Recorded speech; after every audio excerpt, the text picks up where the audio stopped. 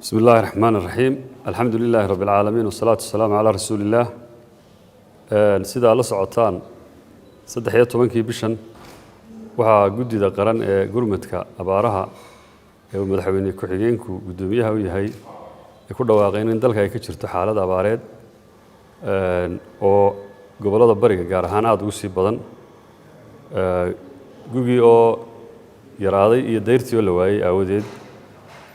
sida aawadeed waxaan halkan doonaynaa ummadda reer Somaliland iyo caalamkaba u sheegno wixii la hadda qabsoomay iyo waxa qorshaysan bishii December wajigii koowaad waxaanu bilownay biyo dhaamis iyadoo gobolada bariga iyo bariga Hargeysa saddexda gobolada bariga oo dhan iyo gobolka Hargeysa barigiisaba sagaal booyadood oo joogta ah ay u dhaaminayeen ilaa iyo December ilaa iyo imika wali ay dhaaminayaan wajiga labaad oo isna biyo dhaamis culus la bilaabi doono maanta waxa guddidu qorshaysay in 540 booyadood ay dhaamiyaan muddo 540 load loo dhaamiyo muddo 2 wiiga oo noqonaysa 720,000 oo foosto oo saddexda gobol ee waaweyn iyo gobolada kale ee iyana gobolada bariga oo dhan loo dhaamiyo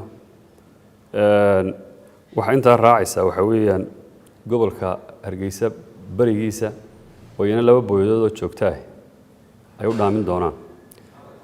qorshahaas waa 2 wiig waxa ku xigi doona phase-ka saddexaad oo ka sii ballaaran doona oo ay isugu iman doonaan dawladda iyo hay'adaha iyo ganacsatada iyo dawladaha aynu saaxiibka nahay oo iyana aan ugu talagalay 2 wiig kadib inuu qorshahan iminka 540 booyadooda waa 540 load oo qorshahaas oo ka sii ballaarnaan doono waxa guddida ka hortagga abaaraha ee qaran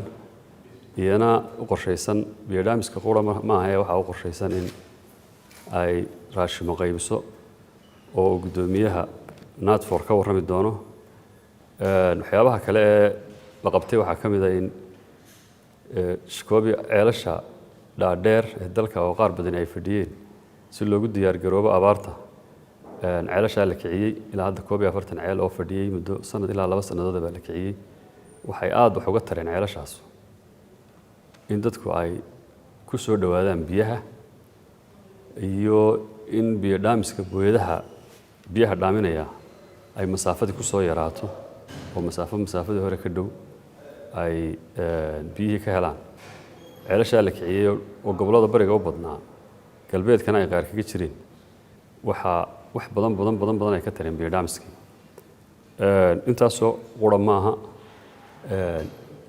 ceelal cusub oo laftooda si degdeg ah loo qoday baa jiray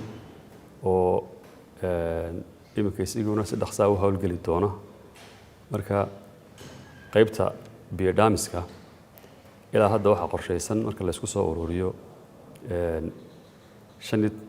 phase baan u samaynay ilaa December ilaa iyo imika 9 booyadood baa dhaaminayay oo si joogto ah u dhaaminayay 2 wiig ee maanta ka bilaabmi doonana qorshaha aanu sii daynay 540 load ee 720,000 ee foosto ah waxa lagu wareejiyay oo maamuli doona barasaabada gobolada oo hadda maanta shaqadii bilaabay sida awadeed waxaanu bulshada u sheegaynaa in shaqo xoog leh ay socoto hawl aad u baaxad leh inoo hadhay oo ay shacab iyo dadweyne iyo ganacsato iyo dawlad iyo caalam baynu iska kaashano waxaanu Ilaahay ka baryaynaa in Ilaahay abaarta inaga soo fududeeyo waxaanu ku rajo weynahay in iskaashi iyo wax wada qabsi iyo dadaal insha Allah aynu kaga bixi doono waxaan ku soo dhaweynayaa guddoomiyaha NATFOR oo inooga warrami doona raashinka qorshaysan isna loo qorsheeyay gurmadka abaaraha